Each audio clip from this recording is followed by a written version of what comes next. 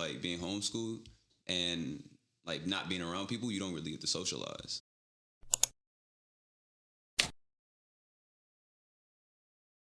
Yeah, So for from sure, seventh grade to like your senior in high school, you was in No, homeschool? ninth grade. Okay. Yeah, so it was that was a big transition for me because being removed from school, like being homeschooled and like not being around people, you don't really get to socialize. Right. And I want to speak to that because your personality is such an introvert. Yeah, for sure.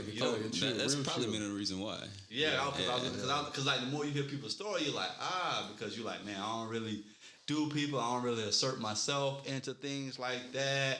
Yeah. But once people know you, obviously you're a great guy. Obviously you're loyal to the people that you know, but you're just not out there like a Chizzy or myself who could just easily just, have conversation with people. You're like, I'll wait and see. You gotta warm up. He definitely is a warm up type of guy. Oh yeah, I gotta warm up to you for sure. Yeah. But like going into it, I had that to relearn myself and relearn who I was and trying to put myself back into that social society, put myself back into society, and then learning how to communicate with people again. And so that was one of the struggles I had coming into high school and stuff like that, which I learned.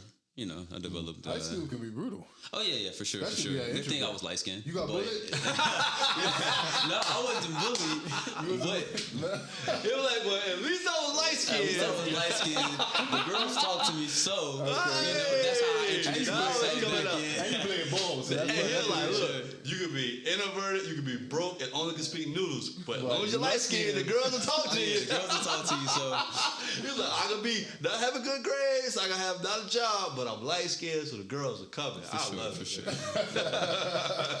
But yeah, for sure. But yeah, that's how I kind of got into being more social again. I started getting into classes, being around other people. Females started to talk to me, so that's kind of how I kind of naturally started talking back to people. And again in classes, people saw that they'd be like, "Oh, he get all the girls, so let me talk to him," stuff like that. Right. And so, and then I used to hang out with people in my neighborhood sometimes when they was around. And so I used to have. This is also why I'm not really social too, or like I have to warm up to you because I had a friend that I had known since I was in the 6th grade and his family, and going into my summer of my 9th grade year, his family put him out, and so he was a little older. He was older, like 2 years older than me, and me being the type of person that I am, I was like, talk to my mom. I was like, hey, you mind if he can stay for a little bit until his parents let him back in, and a situation happened where my family ended up leaving and coming back, and he had all types of people in my house, and then my mom eventually put him out. So I was like, okay, he's out. I'm like, you betrayed my trust and stuff like that. And I'm like, that's crazy. After everything I've done for you, me being the friend that I was. And so following after that, it was just like, I think it was like a year later after that, somebody had broken into my house. But particularly being my house is like 2 stories. They broke into the back door, and they bypassed my dog, which was a Rottweiler at the time, and he's not a friendly person at all. Right. They bypassed my whole downstairs, went upstairs past my mother's room, my brother's room, and went straight to my room and stole all of my stuff. And so I could only know one person that did it because he's the only person I ever let in my house. Oh man! And so that's why I have those like kind of trust issues sometimes, or I'm barely. I'm not just like, oh, yeah, you have my trust, So I warm up to people and I got to see who you are as a person. Then I'm like, okay, pray to God. I'm like, okay, God said this. Okay, cool. Yeah. How did that affect relationships? Because, we getting into high school, you light skinned, you hooping, girls are feeling you. Like you was that player. Nah, I wouldn't play. Or you were like, because sometimes, all the things that you talked about, the absence of dad.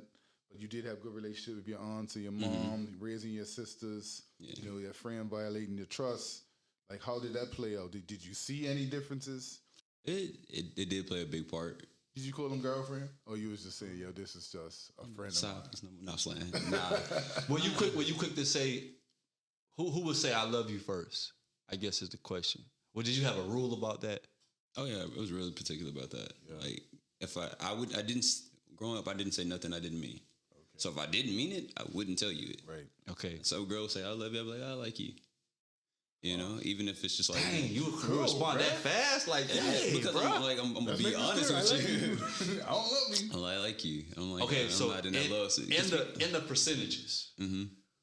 who would say I love you first in your dating You know the experience? answer to that. I just want to hear. I just want to hear from the brother, because maybe there's been some healing that took place that we didn't know about. So who would say I love you first traditionally? Well, one particular girl, me, but other than that, if not me. So you only said it to one girl. Yeah. Okay. And you said it first. Yeah. Oh, okay. So there's healing that took place. Yeah. Right, Sure. but I mean, as a high schooler. But that's like kid though. I was like 16. Okay. 16, 17. Okay. Yeah. So growing up high school, you know, that's when we have our first real relationships situations. Were you again?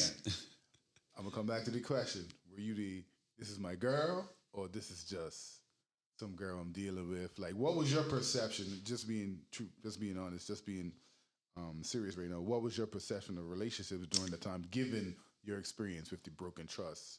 I'd say I value relationships very much. Okay. You know, and I've seen, this goes back to my father and all of my mother and stuff like that. Like, I've seen what happens when you play around with love.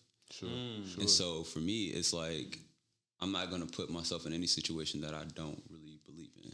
Right. I'm not going to tell you I love you if I don't love you. You know, I'm going to commit myself if I feel like committing myself to you. And I'm going to let you know that. Right. And so, like, growing up, as far as relationships, like, I didn't really have too many.